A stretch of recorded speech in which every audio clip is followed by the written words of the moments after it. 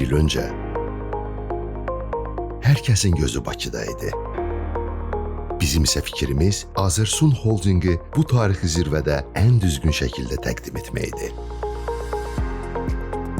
Pavilyon turistlər və yerli sakinlərlə yanaşı dünya səviyyəli tanınmış simaların diqqətini cəlb edirdi. Bu sadəcə bir sərgi sahəsi deyildi. 300 kvadrat metrlik geniş pavilyon, 40 nəfərlik təqdimat zonası, 10 nəfərlik iclas otağı və 35 kvadrat metrlik geniş innovasiya sahəsi olan fəaliyyət mərkəzi idi. Burada innovasiyanı FABA komandası ilə yaşatdıq. Mavi və yaşıl zonada Azərçay brendinin komandası ilə doğma çayımızı 40 mindən çox ziyarətçiyə ikram edərək tanıtdıq.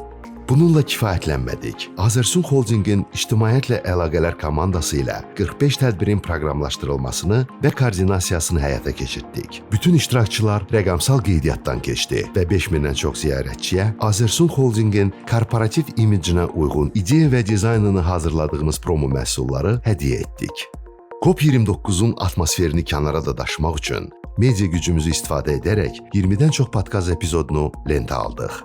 Sosial medialarda onlarla post, canlı yayımlar, xüsusi COP29 səhifəsi və reklam strategiyaları ilə brendlərin səsini qlobal auditoriyaya çatdırdıq.